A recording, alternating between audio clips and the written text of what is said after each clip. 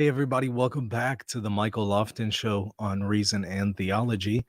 Today, we're going to talk about the question of Cardinal Burke and whether or not he was recently removed from Rome by Pope Francis. There have been, quite a few news sources out there saying that Pope Francis has evicted Cardinal Burke from his Rome apartment and removed his monthly salary. And there's, along with that claim, a lot of other remarks that have been made about Pope Francis, allegedly saying that Cardinal Burke is his enemy, and all sorts of other stuff. And so, what I'm going to do here is show you where the truth is and where the fake news is. But first, before I do that, let me remind you to hit that subscribe button. Help me grow this channel so I can reach more people with the information and content that you appreciate here at Reason and Theology. So if you're not subscribed, go ahead and do that now and hit the like button while you're at it. By the way, since a lot of people are saying that I'm a Pope splainer, I have made some Pope Splainer t-shirts. You can get a copy at reasonmerch.com. Your certified Pope Splainer t-shirts and sweaters and or hoodies and all kinds of stuff. So check it out, reasonmerch.com, if you're a Pope Splainer. All right, well, let's go ahead and dive in. As I suspected, when it comes to this situation, there's a mix of truth and falsehoods involved. And so what I'm going to do is show you something that is pretty much breaking news at this point, where Peter has posted Austin Ivory's remarks on this situation, because Austin Ivory, papal biographer, has spoken directly to Pope Francis about this issue and asked him point blank about the situation related to Burke and whether or not he's an enemy, whether or not he's been, evicted from his apartment in Rome. And so that's what we're going to take a look at. Someone who has spoken directly to the Pope about this issue after the news erupted. The Associated Press and others began to report on this several days ago. And so Pope Francis was asked directly, and we're going to get an answer from him. So first, we'll look at what Austin Ivory has said. Then we're going to look at what some of the others have said, the Associated Press. And then finally, I want to examine some of the reasons that may have led to this decision on part of Pope Francis. So some of the things that Burke has said and done that probably factored into this. So that's what we're up against here. Let me go ahead and share my screen so that you can see the comment by Austin Ivory. You should be able to see it right around now. Again, this was just posted today. What Pope Francis said about Cardinal Burke by Austin Ivory. I'll put a link to it in the show notes. Okay, so skipping down just a little bit where he talks about asking the Pope about this issue directly. He said, I met with Pope Francis on the afternoon of November 27th. It was a short meeting because of his lung inflammation, which meant it took him some effort to speak. The following evening, his trip to Dubai was canceled because it had not improved enough. In the course of our conversation, Francis told me he had decided to remove Cardinal Burke's cardinal privileges, his apartment and salary, because he has been using those privileges against the church. Now, just make a note here, he has not removed him as a cardinal. These are just a few privileges, that is his apartment and salary, because he had been using those privileges against the church. He told me that while the decision wasn't a secret, he didn't intend a public announcement. But earlier that day, Monday, it had been leaked. In other words, he was not going to make a public announcement about this, kind of putting the spotlight on Cardinal Burke being removed from his apartment and salary. But as you could imagine, the news was leaked, and so here we are. So that part seems to be true, because here we now have Austin Ivory directly confirming this from the Pope. But now we're going to see where the element of fake news has crept in. He says, after I came out of the Santa Marta, from the Santa Marta, I found it on a traditionalist news website. The meaning of this is so obvious to anyone covering the Vatican. The leaker is motivated by animus against the Pope. Their story reported that at a meeting on November 20th with the heads of the dicasteries, the Pope had told them, Cardinal Burke is my enemy, so I am taking away his apartment and stipend. And this is what we've been seeing circulating in the news as a quote from Pope Francis. So here Ivory asks the Pope point blank about that. He says, I knew this quote was pure fiction. And by the way, I also had suspected that was fiction, but I had suspected the salary thing was true. Pope Francis would never conduct a personal vendetta. It was conveniently in line with the traditionalist narrative of a merciless, vindictive pope who recklessly and unreasonably punishes those who disagree with him. Anyone who knows or works with the Pope knows how bizarrely untrue this is. Yet it is a fiction promoted with great vigor by media and websites supportive of Cardinal Burke. It is a fiction meant to perpetuate their fantasy that they are innocent victims being published merely for defending the church's unchanging tradition against a modernist usurper. On Tuesday morning, I wrote Pope Francis a note alerting him to this quote and offering to correct it with the truth as he had put it to me. As it happened, others who were at the November 20th meeting had already done so, speaking on the condition of anonymity to reputable journalists. One told Massimo Franco that the Pope had informed them of some measures of an economic nature, together with canonical penalties, he would be taking against the cardinal. According to a source present at the meeting cited by the Associated Press, this was because Burke was a source of disunity in the church. A Reuters report by Philip Puella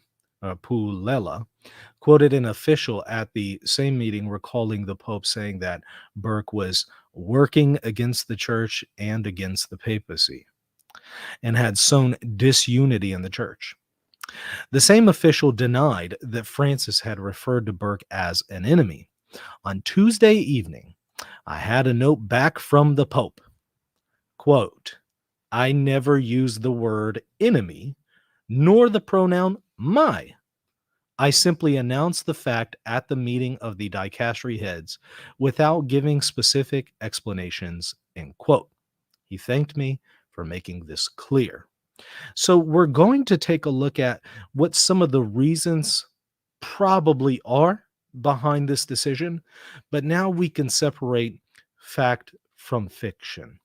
We can see that, yes, it does appear to be the case that his apartment and monthly stipend is being removed. But it is not the case that Pope Francis said, hey, this is because he's my enemy, and so on and so forth. But let's briefly, before we tackle some of the reasons that probably led up to this decision that many people may not be aware of, let's first just look at the Associated Press and what it says, because there are some additional points to consider and address there. Okay. Pope Francis has decided to punish one of his highest-ranking critics, Cardinal Raymond Burke, by revoking his right to a subsidized Vatican apartment and salary in the second such radical action against a conservative American prelate this month, according to two people briefed on the measures. Sounds a little bit like some loaded language, and you can kind of see the title here is Pope Punishes Leading Critic Cardinal Burke in second action against conservative American prelates. It kind of just goes with the stereotype that Pope Francis isn't conservative and that he is just out to get conservative Americans. The narrative doesn't actually hold water if you consider some others who have not had any kind of action taken against them, including some very, very vigorous critics of the Pope who currently are allowed to operate without any kind of discipline from Pope Francis. Okay, well, it continues. Francis told a meeting of the heads of Vatican offices last week that he was moving against Burke because he was a source of disunity in the church, said one of the participants in the November 20th meeting. The participant spoke on condition of anonymity because he was not authorized to reveal the contents of the encounter. Well, I do kind of wonder, all right, well, if he wasn't authorized to reveal the contents, then why did he do so under anonymity? Okay. Francis said he was removing Burke's privileges of having a subsidized Vatican apartment and salary as a retired cardinal because he was using the privileges against the church, said another person who was subsequently briefed on the Pope's measures. That person also spoke on condition of anonymity for the same reasons. He wasn't authorized to reveal the details. Burke has not received any notification of measures being taken, his secretary said in a text message Tuesday to the Associated Press. So it sounds like so far Burke has not confirmed any of this. Burke, a 75-year-old canon lawyer whom Francis had fired as the Vatican's High Court justice in 2014, had become one of the most outspoken critics of the Pope. His outreach to LGBTQ plus Catholics and his reform project to make the church more responsive to the needs of ordinary faithful. Twice, Burke has joined other conservative cardinals in issuing formal questions to the pontiff known as dubia, asking him to clarify questions of doctrine that upset conservatives and traditionalists. And we'll discuss those in a moment. In the first, they asked Francis to clarify his outreach to divorced and civilly remarried Catholics, and Francis never replied. In the second, they asked whether the same-sex couples could receive church blessings, and received a conditional maybe in response. Well, that is certainly misleading here, right? Because what Pope Francis has said, and Cardinal Fernandez, his right-hand man, as recently as September 30th, in an interview with LifeSite News published 3 weeks after the time in which the interview was given, Cardinal Fernandez has explicitly told LifeSite News that the church cannot bless sin. And Pope Francis still upholds that, his 2021 decision, which is magisterial and authoritative, that the church cannot bless sin. So this is certainly misleading. All right, well, it continues then on the eve of Francis's big meeting of bishops last month, known as a synod. Burke presided over a counter-synod of sorts, just steps away from St. Peter's Square. There, Burke delivered a stinging rebuke of Francis's vision of synodality, as well as his overall reform project for the church. I believe the meeting was called Synodal Babel that Cardinal Burke was participating in. It's unfortunately very clear that the invocation of the Holy Spirit by some has the aim of bringing forward an agenda that is more political and human than ecclesial and divine, Burke told a conference titled The Synodal Babel, to which I would just add to that, I do think that that is the intention of some synod fathers who are there. They're in the minority, but I do think that there are a few synod fathers who do have that intention, and that's a legitimate criticism of them. But you know who else agrees with Cardinal Burke here against the political and human agenda? Pope Francis.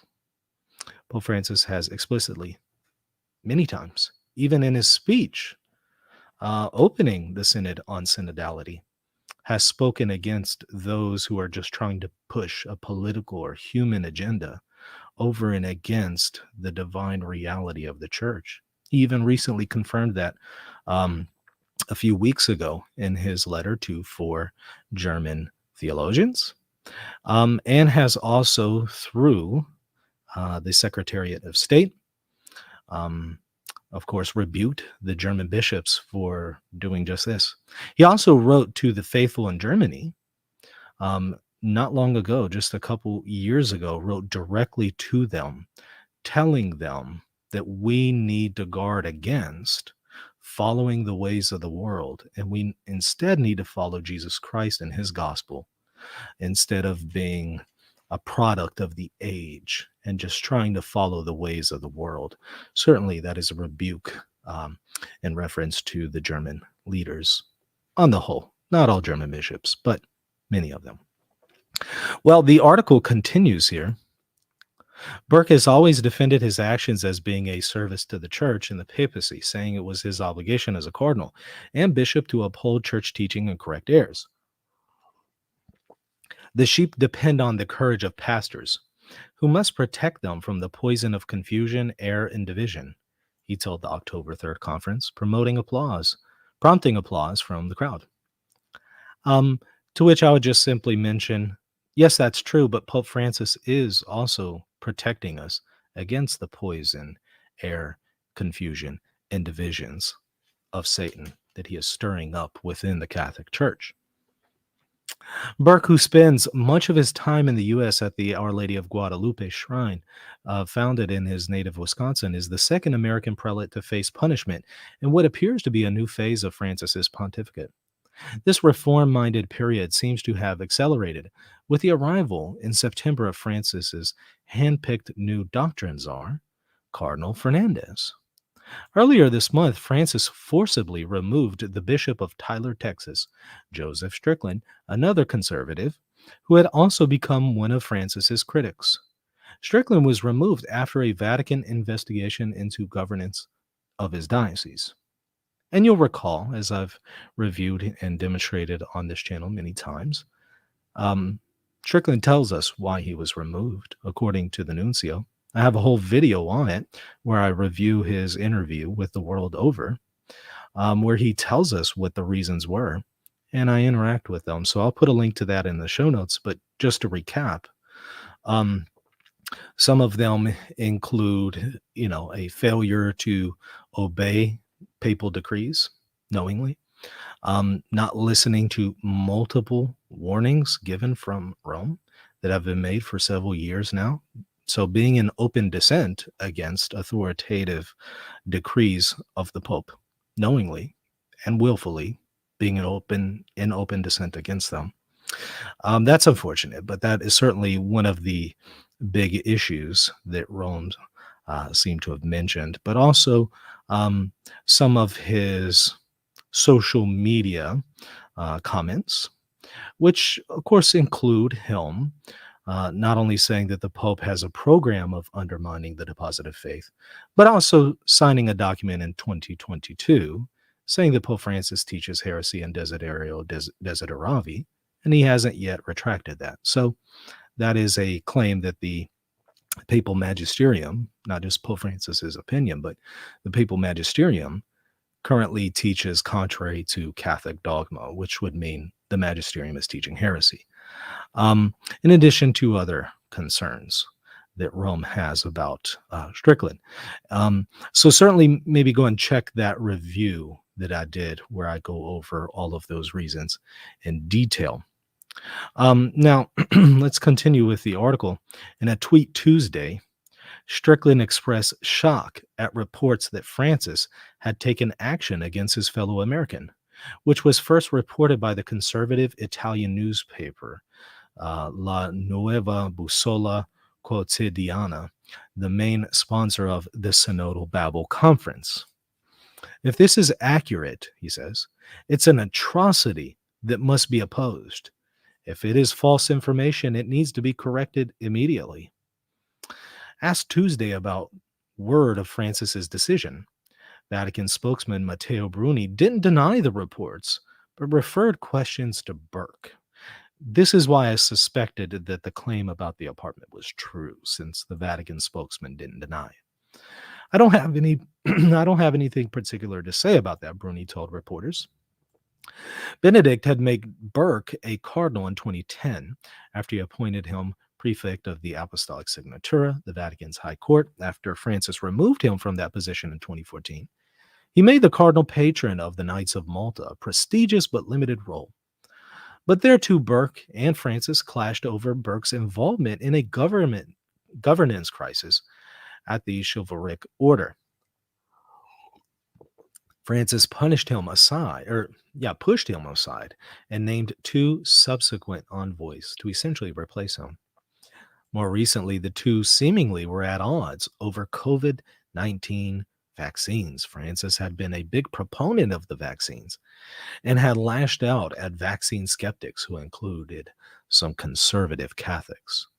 During a 2021 Airborne News Conference, Francis lamented the vaccine negationists in the College of Cardinals, an apparent reference to Burke, who had just been hospitalized in the U.S. and placed on a ventilator with a serious bout of the virus. Perhaps I'll do a whole video engaging that issue, but that's effectively it. And so, as I suspected, some of this was true. Other parts about the Pope making comments that he's the enemy and he's just kind of doing this out of spite are not true.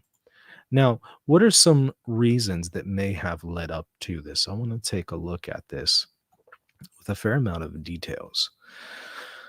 But let's settle a couple things. Is Cardinal Burke an enemy of Pope Francis? Well, both Cardinal Burke has said no to that, and Pope Francis has said no to that, both in 2017 and presently. So in other words, both are in agreement. Both Cardinal Burke and Pope Francis agree Burke is not the enemy of Pope Francis. So let's just put that off the table. That is not a true claim. Now, whether or not Cardinal Burke has done things that are disruptive to the unity of the church, and that has resulted in this decision with the papal salary and apartment, now that is a different matter. And that is what I want to examine. But I do want to emphasize this. Cardinal Burke and I have several mutual friends in common. And my friends tell me that Cardinal Burke is a good man, a good holy man, and is sincere, wants to be truthful, wants to be a good son of the church, and so on. And so I trust my friend's judgment about Cardinal Burke as far as a person and his character. I trust them when they say this about him. So I would say that that is the case, even though I don't know him personally.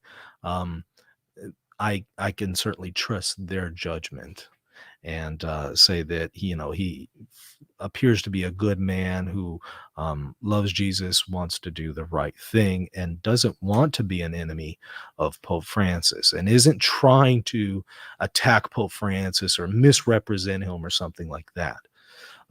So unless something can really overturn that evaluation, that's what I'm going with. I'm giving him the benefit of the doubt. Now, we still have to examine the objective, right? Him in the objective and his actions objectively. And have there been things that Cardinal Burke has done, though he did not intend them in a negative way?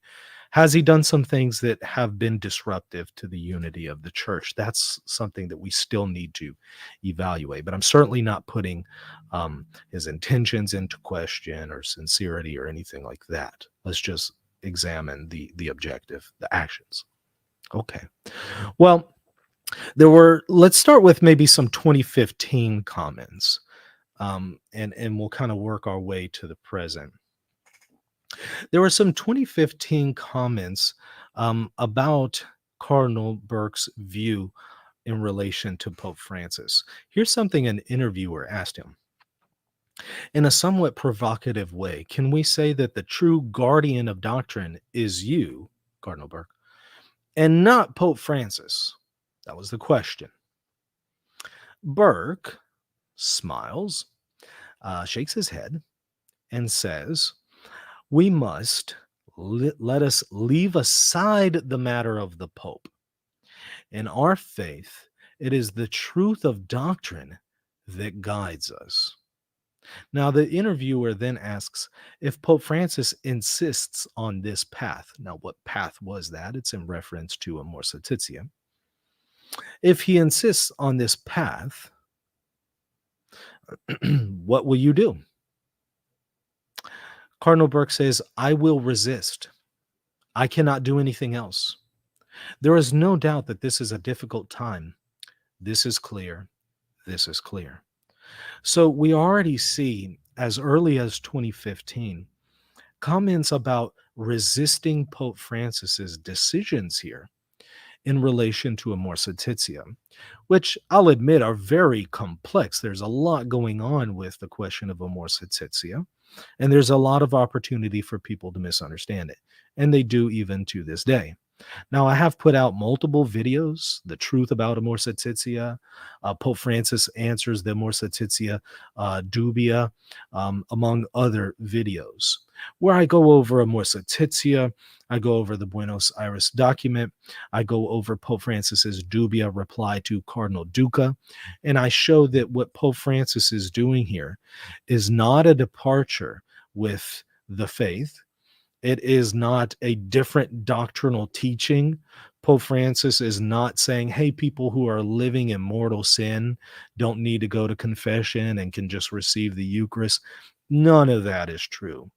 The situation that Pope Francis is engaging is much more complex than something like that. But Pope Francis hasn't done anything that is a departure from the apostolic faith. And so I'll certainly just refer you to those videos for more details on it. But I could definitely understand how somebody would have some false impressions. I certainly had them at the time of the release of Amor Laetitia. So I can understand why others would have some false impressions and would think that they need to resist Pope Francis's decisions on this. Unfortunately, what that amounts to, however, is a resistance of legitimate exercises of authority on part of the Pope. That's what it boils down to.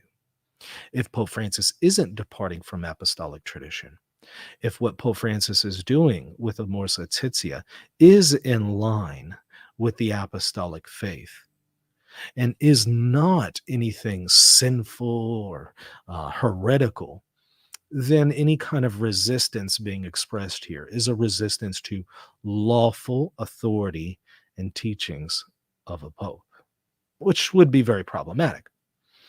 So that's 2015. Now, 2016, you'll recall this is when Amor Laetitia comes out, and the cardinals several cardinals send a dubia to Pope Francis asking for clarity on a few questions. And as I've pointed out, there really wasn't a need for that because the questions that they were asking were already sufficiently and clearly answered in Amor Laetitia.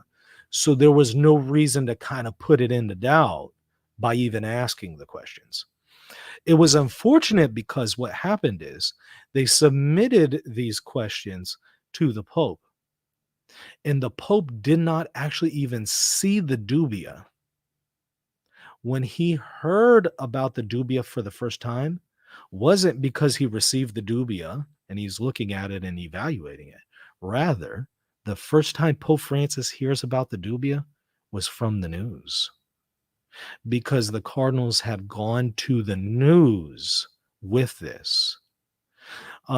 So maybe the cardinals felt that the Pope had sufficient time to respond, but the Pope had not even seen that they submitted the request before he hears about it in the news. And I can imagine he felt ambushed. He felt that that was not the way to handle it, that the cardinals should not have taken anything to the public and to the news, but should have kept this issue private, because generally dubia are submitted privately and kept privately. So unless there was some kind of permission from Pope Francis to publish this, it would have been best to have kept that private, especially in light of the fact that the questions being asked were already sufficiently answered. And so to publish them puts it into doubt and creates a little bit more confusion, rather than just simply maybe the cardinals publishing something backing up what the Pope has taught and showing how it is traditional and harmonizing what he said. Instead, it created more confusion and gave people the impression that, oh goodness, Pope Francis is departing from the faith and these cardinals are picking up on it, and therefore they're asking these questions. So I can understand why Pope Francis felt ambushed. So he never directly responded to it, but the answers had already been provided, and he did reiterate the answers to the questions that they had asked. Um, just not by directly replying to them, but simply in other areas. The Pope had reiterated the answers to the questions that they asked.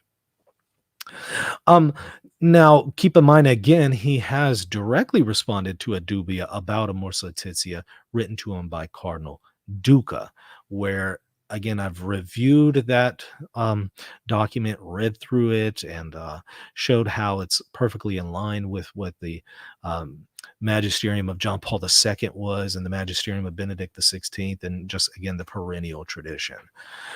So I'll put a link to that in the show notes if you want to see more about it. So again, I think that the question of Amors Laetitia really has been answered sufficiently.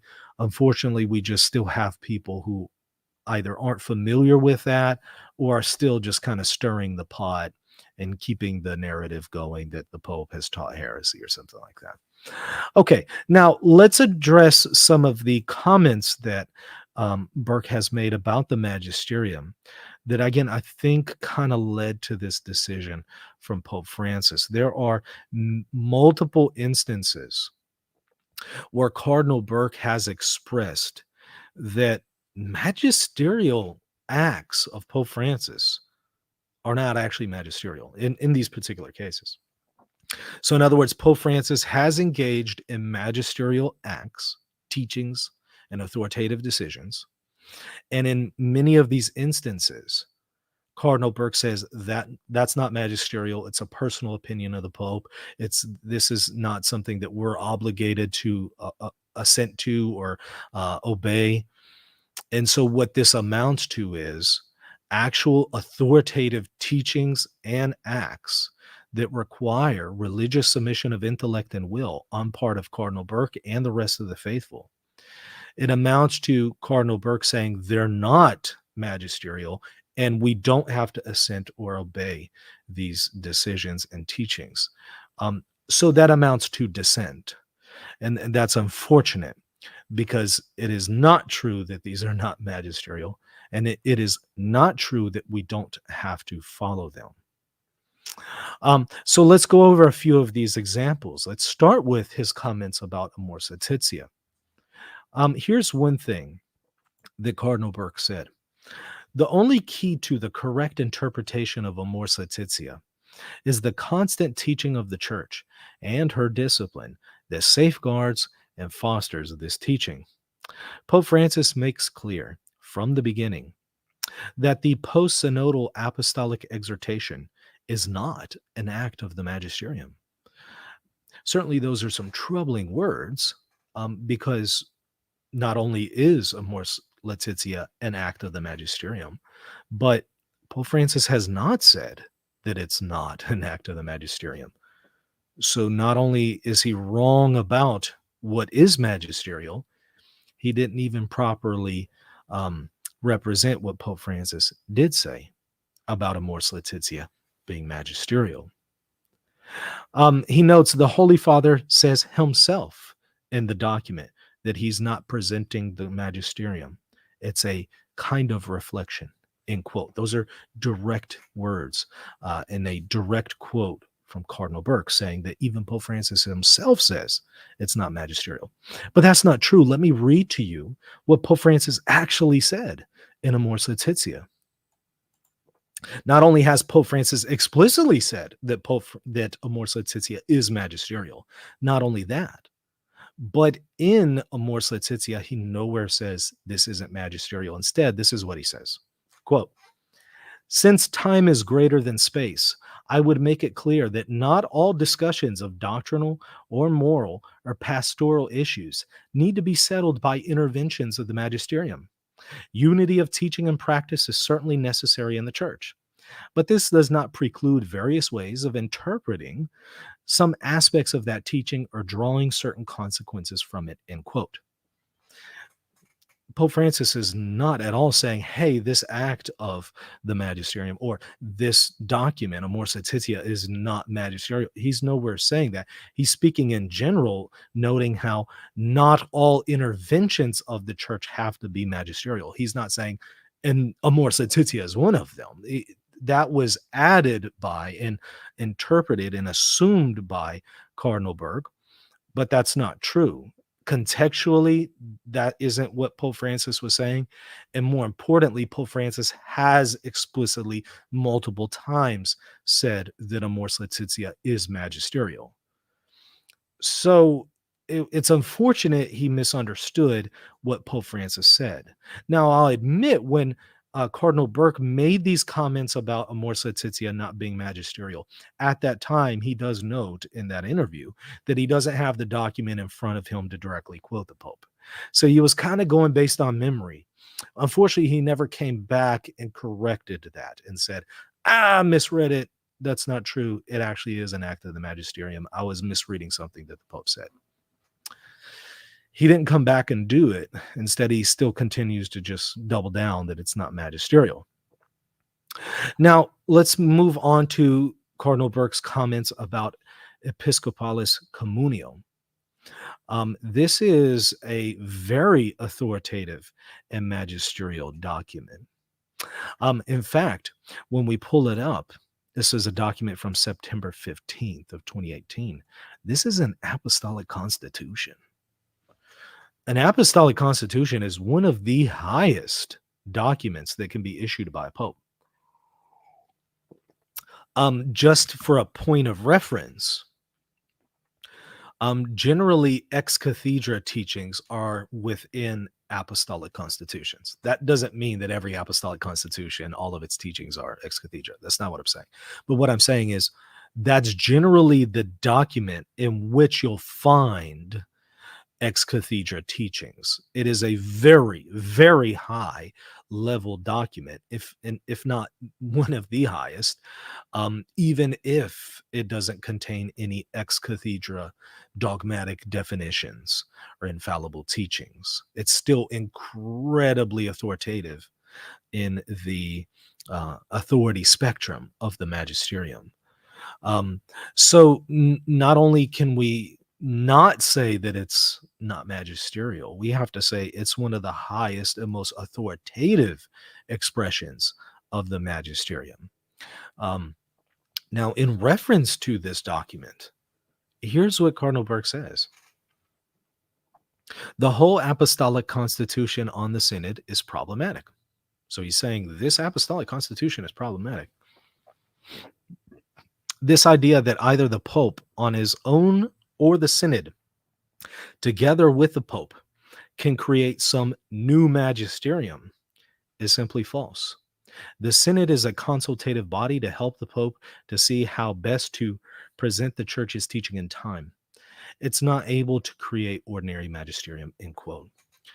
There are so many problems with that comment by Cardinal Burke, and it does indicate a very serious misunderstanding on perhaps how the magisterium works and what's being discussed in that document. For one, he says that the idea that the Pope on his own or the Synod together with the Pope can create some new magisterium is simply false. Well, that's not what's being said. Pope Francis isn't saying he gets to create a new magisterium. That's just not in the document. That's not what's being indicated. What is being said is that every pope exercises the papal magisterium, every pope. And thus we can speak of the magisterium of Pope Pius X. We can speak of the magisterium of Gregory the Great. We can speak of the magisterium of Benedict XVI.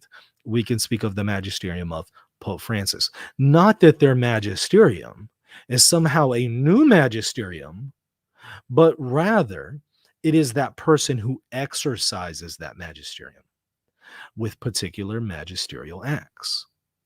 And so nobody here is saying that the Pope gets to create doctrine. No. And Pope Francis himself says that's not true. The Pope recognizes that his teachings have to be in accord with the deposit of faith. He can't just make something up out of nowhere. So not only does the document not say that, Pope Francis guards against that misinterpretation. And it's therefore perfectly legitimate to speak about the papal magisterium with particular individual popes. The magisterium of John Paul II, the magisterium of Leo the 13th.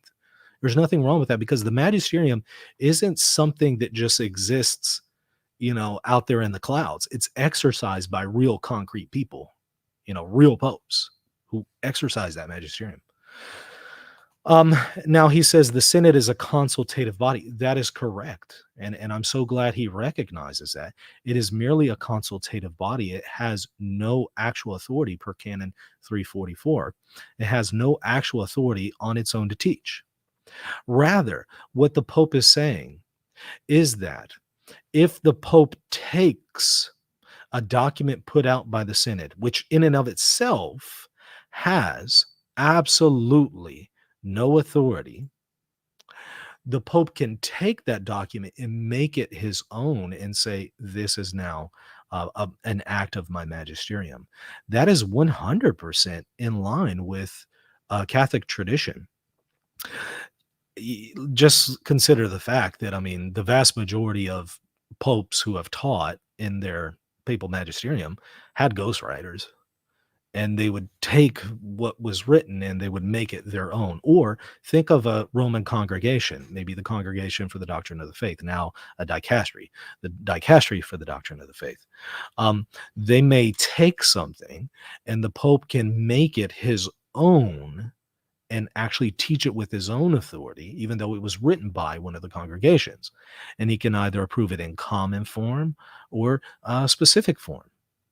And so think of it like that. Now, in and of itself, these congregations or these dicasteries do not have authority to teach.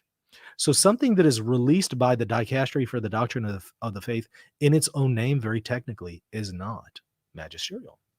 It is only magisterial if the Pope approves of it, either in common or specific form. He makes it an act of his own personal magisterium. So think of it exactly like that. The Synod of Bishops is a consultative body. Absolutely. It's not even a dicastery. It has zero authority in the church. But if the Pope takes something it says and says, I'm going to make this my own, he can do that. As I've said before, I can write right now a letter to Pope Francis with doctrinal claims in it. And in and of itself, my letter has zero authority in the church. I don't exercise the magisterium. But Pope Francis could take a letter written by me and make it his own magisterium and say, you know what, I'm going to adopt this and teach this letter as part of my own magisterium. He could do that. And, it's never going to happen, but he could. Because again, the Pope can teach authoritatively, and it's not necessarily something that he has to write himself.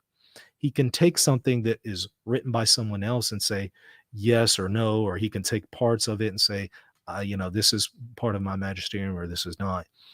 That is just simply the way the papal magisterium works. It's the same for councils. Most the bishops at an ecumenical council, most of the bishops, they don't actually write the document. What happens is you'll maybe have somebody who drafts a document, and then the bishops will adopt it, perhaps after some dispute and interventions, and depending on which council we're talking about, there's different processes. But the point is, it's not like every one of the bishops sits there and writes the document.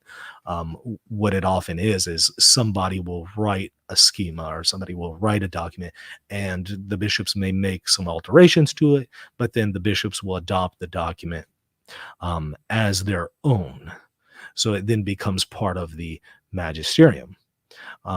So I found this just a very troubling evaluation from Cardinal Burke, because it's completely a straw man of what the Pope is doing in Episcopalis Communio. And it just leaves me scratching my head and wondering, why this very basic misconception when it's very, very clear what the Pope is doing and referring to. So he says the synod is a consultative body to help the Pope see how best to present the church teaching in time. It's not able to create ordinary magisterium. Correct, correct. And the Pope never said that it can create it. Rather, what the Pope is saying in this document is that it becomes, its own acts become magisterial if the Pope chooses to adopt it as magisterial. It then becomes part of his own personal magisterium, a personal exercise of the papal magisterium. That's 100% legitimate. There's no problem here. And really, there's no way to deny that the Pope can do this. If you're going to deny that, you have to now deny 99% of the teachings that the popes have ever taught in 2,000 years.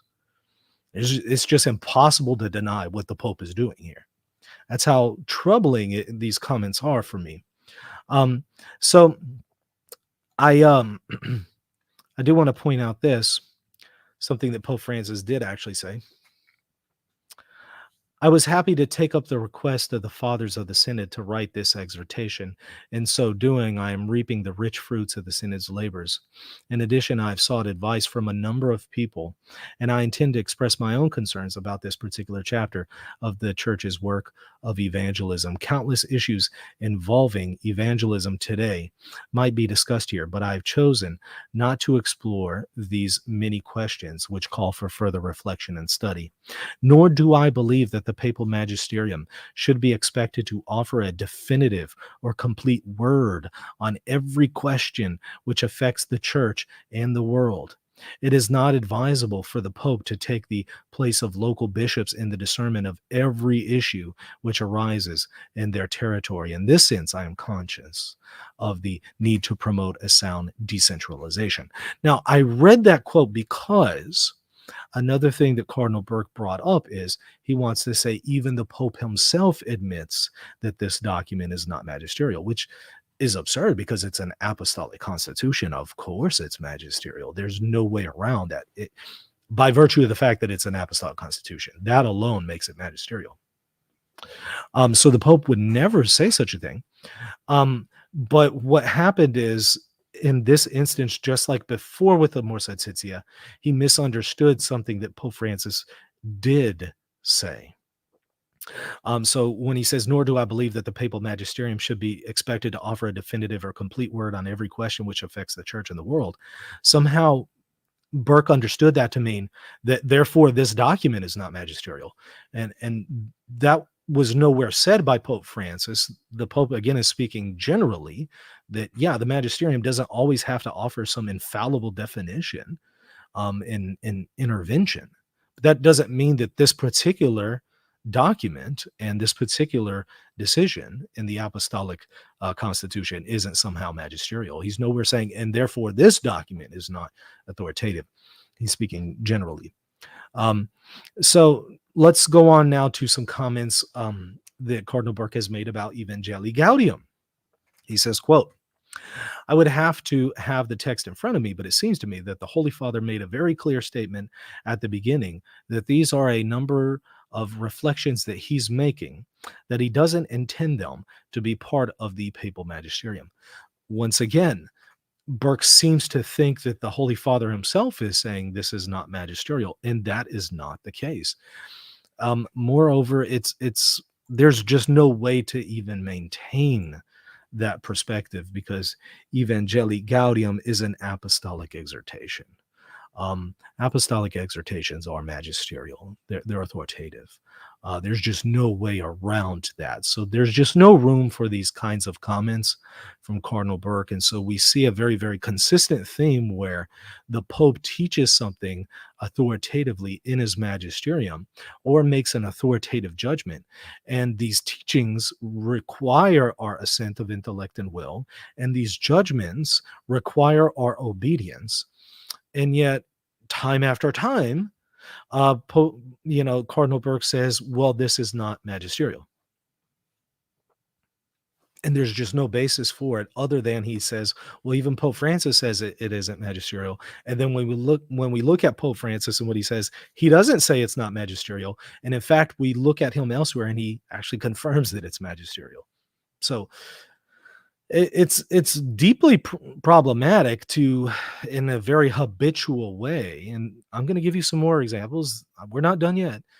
In a very habitual way, we're seeing time after time after time, Burke is, albeit unintentionally, undermining the magisterium because he's telling people you don't have to assent to this. It's not magisterial, and any judgments in it you don't have to obey. Now, let me ask you a question. If he's wrong, and these teachings do require people's assent, and these judgments do require obedience, if he were to continue to counsel people, you don't have to assent to these things and you don't have to obey, is that not disruptive to the unity of the church? Yes, most certainly that would be disruptive to the unity of the church. So if Burke is wrong and Pope Francis is right, and all of the objective indicators that determine what is magisterial, if those objective indicators are present, which they are, then that would mean that Cardinal Burke is unintentionally disrupting the unity of the church, because he's telling people not to assent to things that they are required to assent to, and he's telling people not to obey things that they're required to obey. That is very much disruptive.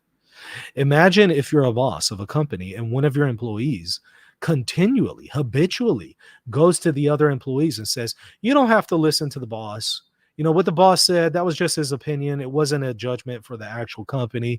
You don't have to obey the boss on this particular instance. And he says that with nearly everything that the boss says. You can imagine after a while, the boss is probably going to fire that person and just say, look, this guy is disruptive, because he's constantly telling my employees they don't have to listen to me, and then my judgments and acts and decisions aren't somehow authoritative in my own company. And it's like, look, this is very disruptive.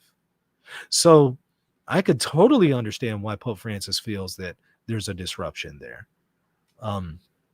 Let's continue, though, because we're still not done. I mean, there's more instances of this. There are comments that Cardinal Burke has made about the Buenos Aires guidelines, which, according to Pope Francis, are magisterial. They are adopted in the Acta Apostolica Sedis. So very, very clearly authoritative, magisterial. And there's nothing wrong, again, with the Buenos Aires document. I've gone through it. I've demonstrated it has no departure with the perennial tradition, has no departure with the apostolic faith. It rather makes explicit what was already implicit there before, and especially in the magisterium of John Paul II and Benedict XVI. This is what is drawn out from Pope Francis's reply to the dubia by Cardinal Duca. That's explicitly brought out, that this is Pope Francis's contribution to this discussion. He's drawing out that people in certain particular instances are able to go to confession, whereas some people were debating, well, can they go to confession or not? I think it was implied there in John Paul II, but Pope Francis brings it out explicitly, and that's the contribution that Pope Francis has brought to the discussion, perfectly in accordance with the perennial tradition of the faith. Well, in reference to the Buenos Aires guidelines, not only has Cardinal Mueller, clearly dissented from them, but also Cardinal Burke has. Cardinal Burke has said, quote, what he wrote in that letter simply means that this is his personal understanding of the matter, but that letter hardly could be considered an exercise of the papal magisterium. And so it's a painful situation in which to be involved, but we simply have to press forward to clarify the matter. Once again, you have authoritative acts of the papal magisterium, of the Holy See, that Cardinal Burke puts into question, and again, unintentionally undermines and tells people this isn't authoritative, when it is. He also has some very troubling comments about the death penalty revision. Now, I've done multiple videos here showing that Pope Francis has not departed from the perennial tradition. Maybe even go watch most recently my interview with E. Christian Brugger on the death penalty. Fascinating discussion.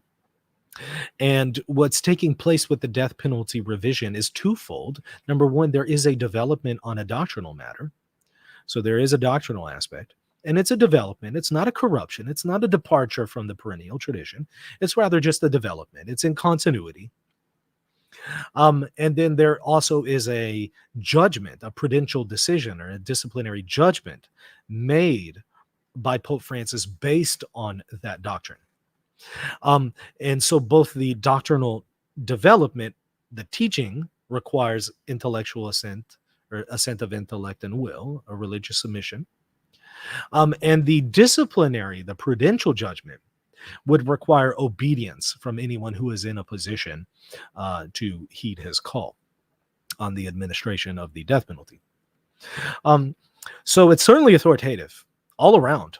All around, it's authoritative. It is authentic magisterium.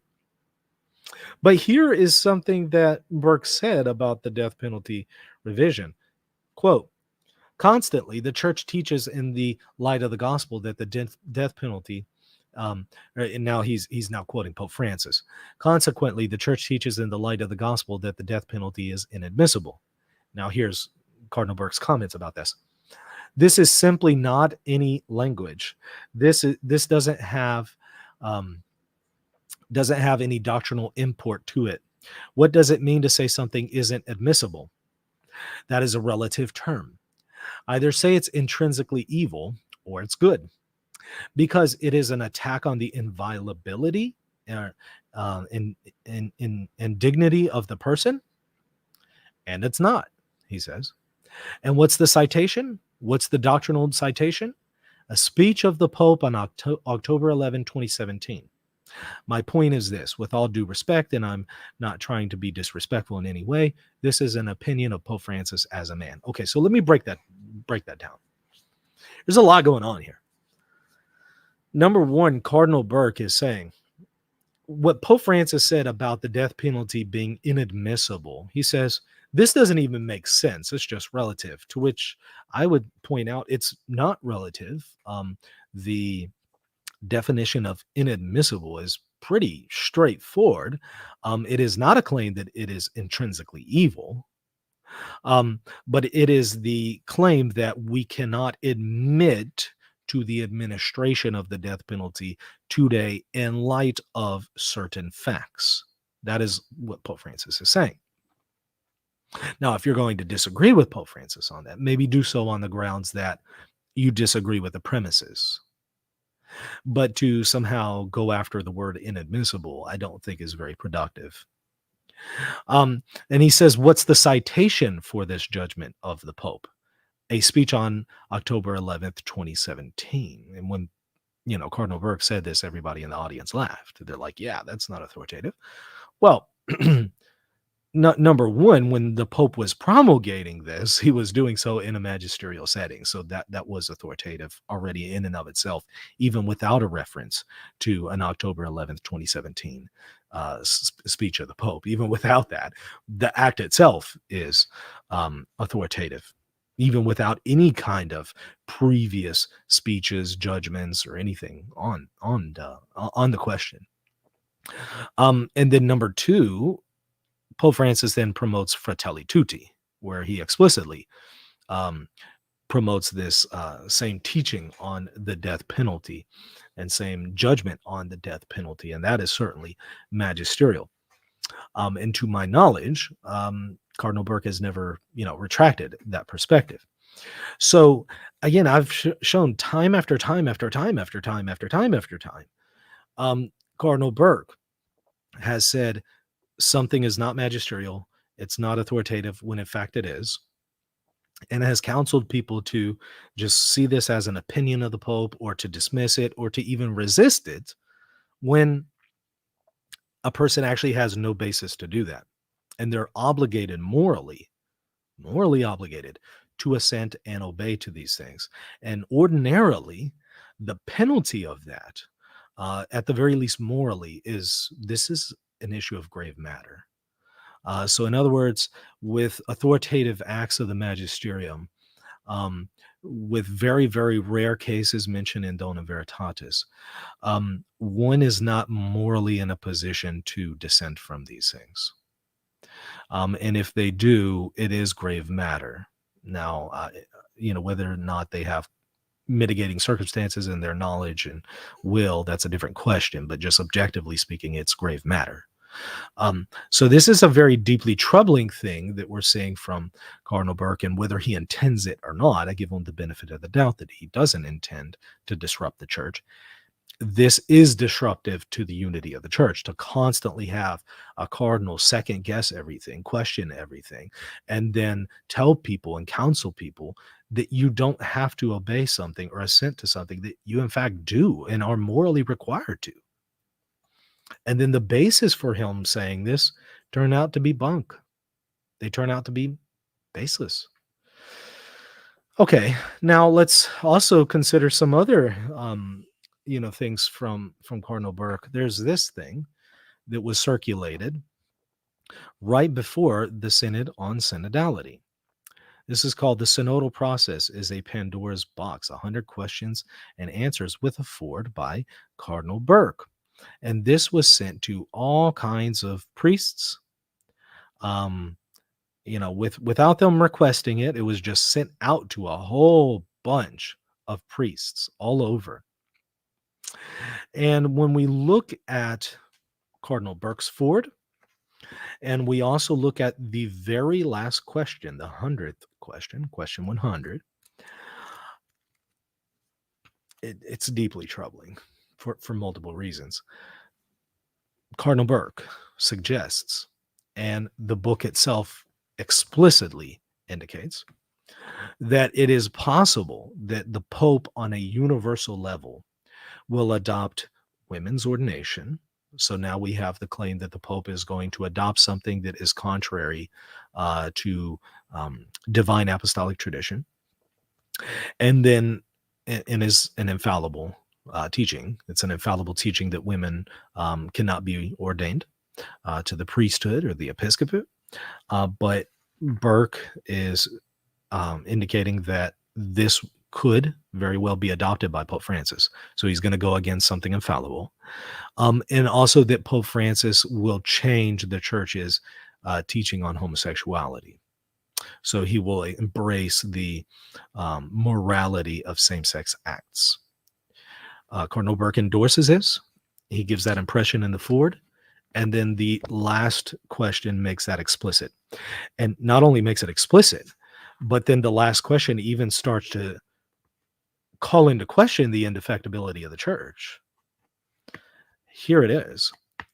What kind of church would result from the synodal process taken in its final consequences? So if this were true, if this were to happen, it says, even if only some proposals of the synodal way or general synod were approved, let alone carried to their ultimate consequences, changes in the Catholic Church would be such that one could legitimately ask whether she would still look like the Holy Roman Catholic and Apostolic Church founded by our Lord Jesus Christ.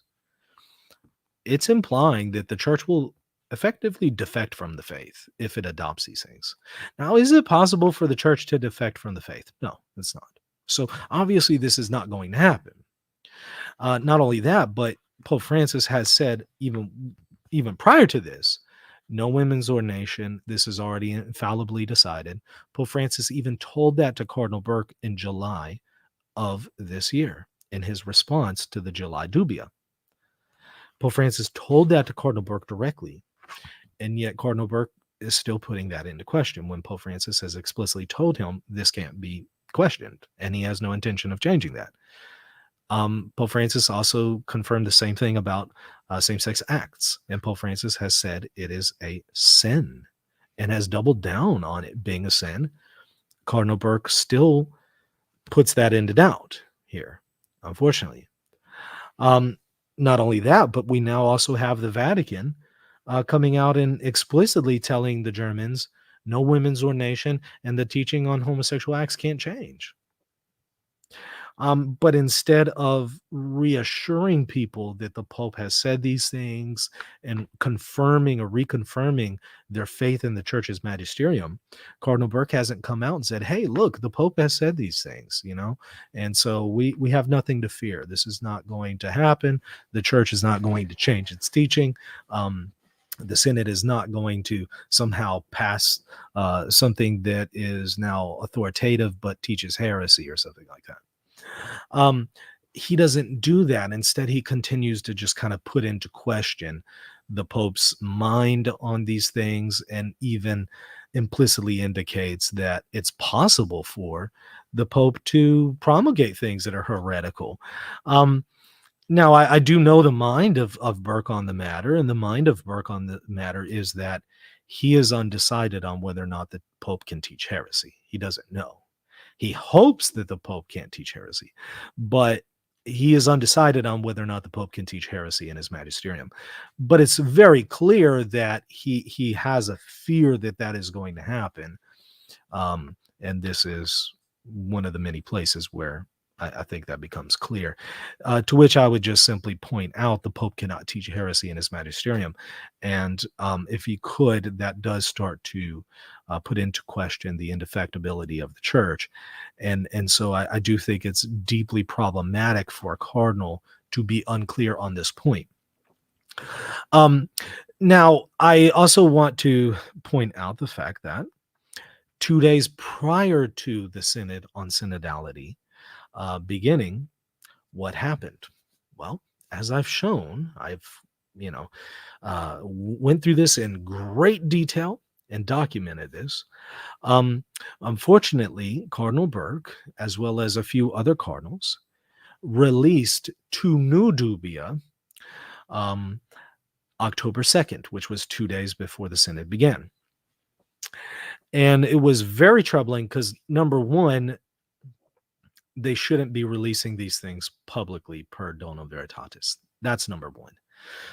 Number two, to do so 2 days before the synod is very clear that the timing was certainly intentional and related to the synod. But number three, probably the most important here, is that in the second dubia that they released on October 2nd, they did not tell us explicitly what Pope Francis had replied to their first dubia in July. They didn't tell us explicitly what the Pope said, but they did give us a few snippets here and there of their representation of what the Pope said. And there's 2 things that are troubling about this. Number one, what they had said the Pope said was inaccurate. It was incredibly misleading, and in many places grossly distorting what the Pope said. And number two, they even told us that day they had no intention of giving us fully, in full, what the Pope had actually said. Now, that was deeply troubling, because if all we had to go on was how they represented the Holy Father's words, we would have been really alarmed by what Pope Francis said. Fortunately, Cardinal Fernandez expected the cardinals to do this and had already asked the Pope to be able to release in full what he did say to them back in July. And so the very day that they pulled this stunt, and were not going to tell us what the Pope said in full, we received what the Pope actually said in full. And I compared side by side what they said the Pope said versus what he actually said. And I showed, here's what they said the Pope said, and this is all you were going to get from the cardinals. And now here's actually what the Pope said. And now notice how different this is, and how misleading this is, and how grossly misrepresentative this is. And we had that whole fiasco, unfortunately. That was incredibly disruptive to the unity of the Church. Because what did we have right after that the very next day? The very next day, we started to see all over social media, in Catholic circles and the secular news, headlines: Pope Francis opens the door to gay blessings. And they were claiming that Pope Francis had told them this back in July. And this all came about because the cardinals published their dubia questions. And then we got Pope Francis's response, and people had twisted what Pope Francis actually said in July. and did not go to what Pope Francis actually said, where the Pope is talking about blessing the sinner, not gay unions. And of course, it was conveniently ignored that in 2021, Pope Francis had said explicitly, you can't bless gay unions. You can bless a sinner, but not gay unions. And he said this in his magisterium. But at the same time, we also discovered, as I pointed out, that on September 30th, Cardinal Fernandez gave an interview to LifeSite News telling them once again, the church cannot bless sin. That was hidden from us. That interview was not shown to us until 3 weeks later, after this whole controversy in the news erupted. Did we ever hear a clarification? Did we ever hear, hey, actually, Cardinal Fernandez completely undermined our spin that we put on Pope Francis's words? We never heard about that. What we heard a ton of was Pope Francis opens the door to gay blessings. We didn't hear the truth of what he actually said, or what Cardinal Fernandez, his right-hand man, had said prior to the Cardinals releasing the dubia. That was incredibly disruptive to the unity of the church, because that fake narrative still stands to this day. You ask the average person, they're under the impression that the Pope has opened the door to gay blessings. Despite what the Pope has told the Germans, despite what the Pope actually said, despite what Cardinal Fernandez, the Pope's right-hand man, said, despite all of the facts, we're still being lied to by some people in the news. And the record has not been corrected. So this was very disruptive to the unity of the church. And from Pope Francis's perspective, I could totally see that. I could completely see how disruptive that would be. Now, I also want to consider some of the words from Cardinal Burke recently in his in another conference where he had with Father Ripperger, sitting right next to Father Ripperger. And Cardinal Burke is asked about, is Pope Francis the Pope? And, Cardinal Burke, to his credit, says, yes, Pope Francis is the Pope. But he says, something to the effect that he's not happy that he's the Pope. Kind of, I kind of wish he wasn't. I'm not happy with it. I think that was a very, very scandalous thing to say in public that incredibly undermines the Holy Father, coming from a cardinal on the heels of all that has gone down with Cardinal Burke. In relation to Pope Francis and the magisterium, on the heels of this all, and after this massive scandal that erupted, that created a great deal of disunity from this scandal related to the Cardinals and the dubia, to make comments like that was just enough to kind of put salt in the wounds. And so that was very recently. That was, I think, within a week or so ago. So, I mean, we're talking very, very recently. So in other words, what I've done is I've kind of chronicled a long list of problems from Burke, and this is not exhaustive. I've just given you some points here to think about, and it does show some disruption to the unity of the church, even if Cardinal Burke doesn't intend this. By the way, let me mention that in that conference with Ripperger and Burke notes that, if the Pope weren't the Pope, if there isn't a Pope, that would call into question the indefectibility of the church and the promises of Jesus to have a shepherd to guide its church. To which I would say, I wish Cardinal Burke just took that point and just carried it to its logical conclusion and just mapped that onto the claim that people are making that the Pope teaches heresy or is at war with sacred tradition or is at war with the church. Take that same logic and apply it there, and you'll see that, the Pope can't be at war with sacred tradition and teaching heresy for the very reasons that Cardinal Burke gave us to say that it can be that we've gone 10 years without a Pope. That would call into question the promises of Christ. Right. And so would a Pope teaching heresy, being at war with the church, encroaching on the indefectibility of the church, denying infallible teachings, and so on and so forth, if he just mapped that logic on to some of the other things that he thinks about Pope Francis, that would correct some of his misunderstandings. So I just wish Cardinal Burke just kind of carried it to its logical conclusion, and he would self-correct at that point. He would see that, okay, yeah, I'm going too far here. Now, I do want to point out a couple things. Number one, from Donum Veritatis 33 that I think is applicable here. It says this: dissent has different aspects. Now, it's explicitly, and this is magisterial, by the way, it's explicitly referring to dissent. All right, so this is dissent, and this is one of its aspects. Dissent has different aspects. In its most radical form, it aims at changing the church following a model of protest, which takes its inspiration from political society. More frequently, it is asserted that the theologian is not bound to adhere to any magisterial teaching unless it is infallible.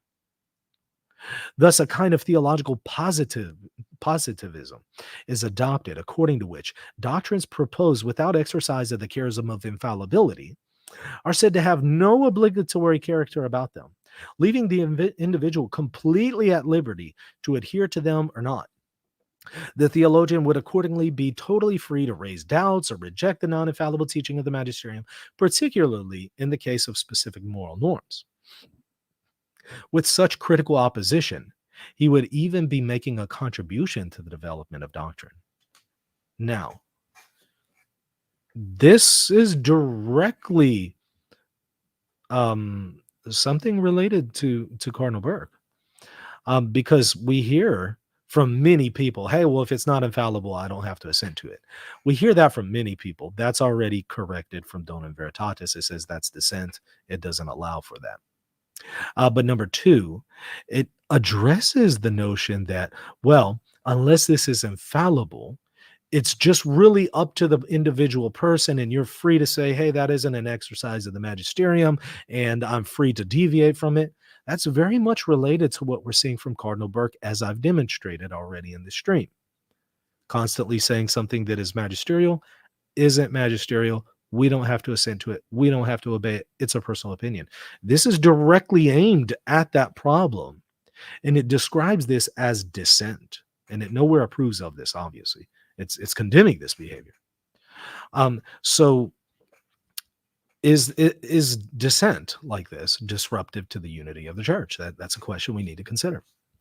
Also, Donum Veritatis 30, I think, is very applicable to the behavior of Cardinal Burke, as well as, unfortunately, several other cardinals at this point. It says this, Donum Veritatis 30. In cases like these, the theologian should avoid turning to the mass media, but have recourse to the responsible authority.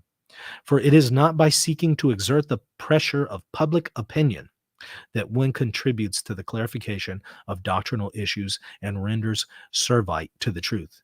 And then right after that, it even mentions at some point you might even need to suffer in silence, knowing that the truth will prevail.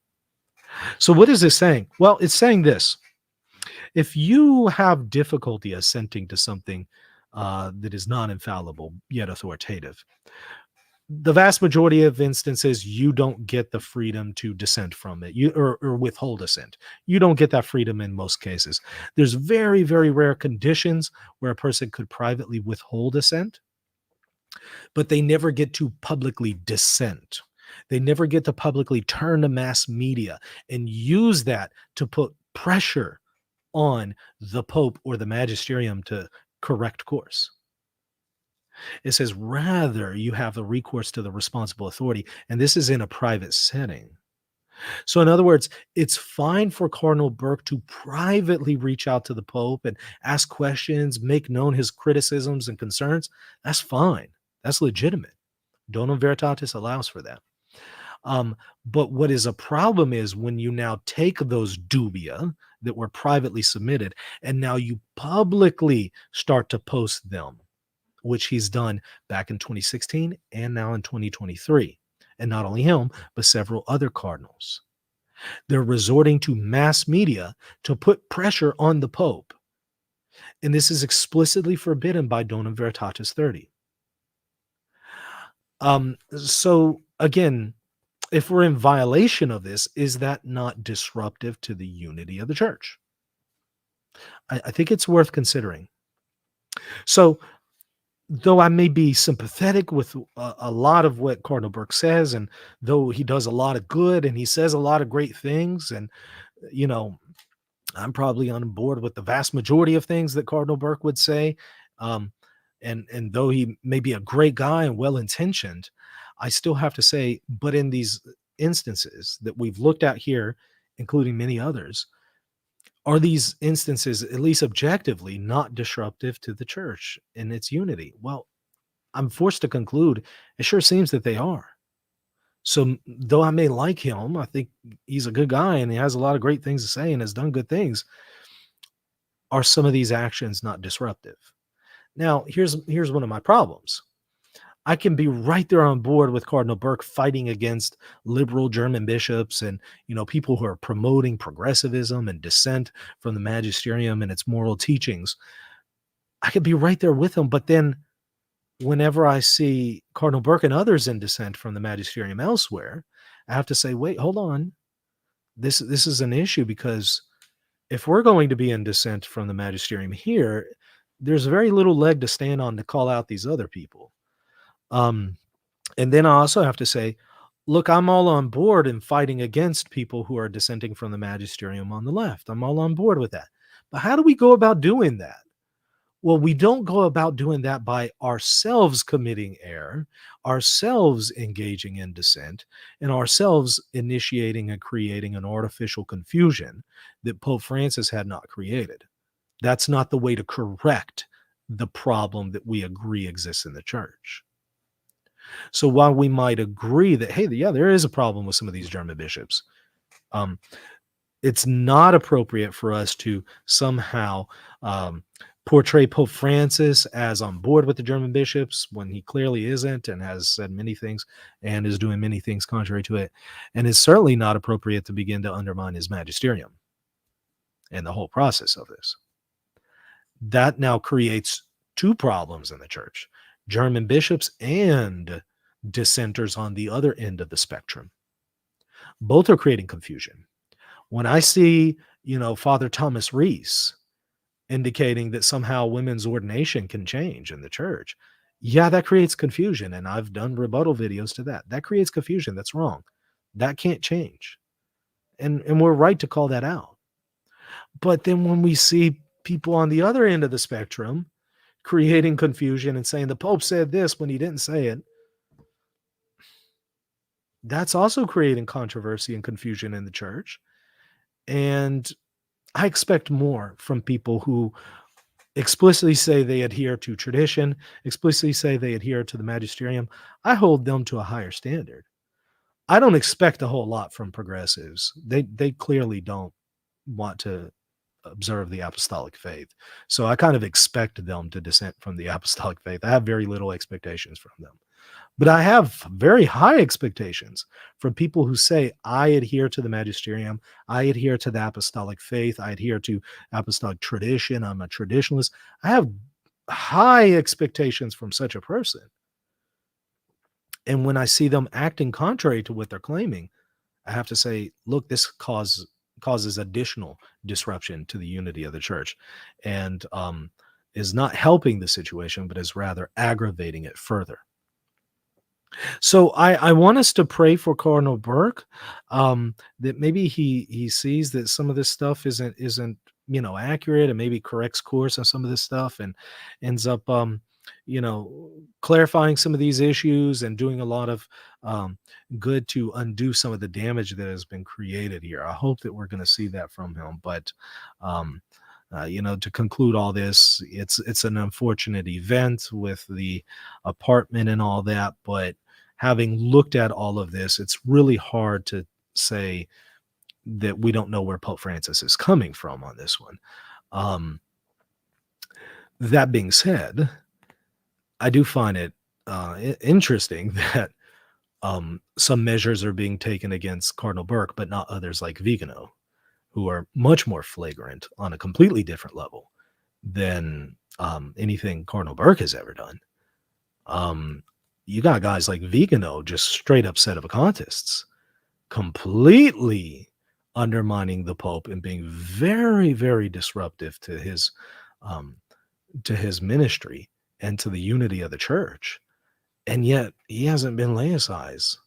And so some of these people are just getting away with just atrocious things. You have Cardinal Mueller saying the Pope has taught many heresies, and I haven't seen anything done about that. And, you know, I have to say what Cardinal Burke has said is probably less of an offense and less of an issue compared to some of the things that Cardinal Mueller has said.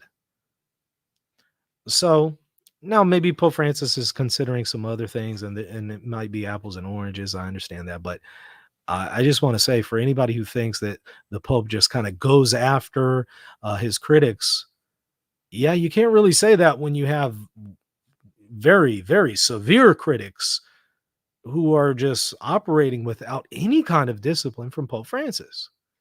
I don't, for the life of me, understand that. I don't know why Vigano hasn't been laicized. Maybe it's coming. I don't know. We'll see. But anyways, I hope this has been helpful and productive and shed some light and kind of shows that it's not that Pope Francis is trying to attack his enemies and attack critics. There's a little bit more to the story than maybe we had previously known. Hopefully I helped substantiate that.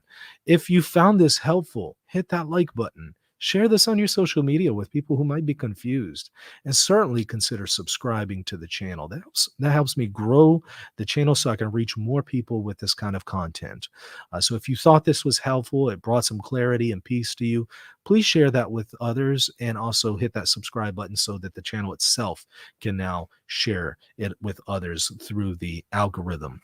And also consider supporting me at patreon.com/reason and theology if you want to get access to extra content, the inside scoop on all kinds of stuff.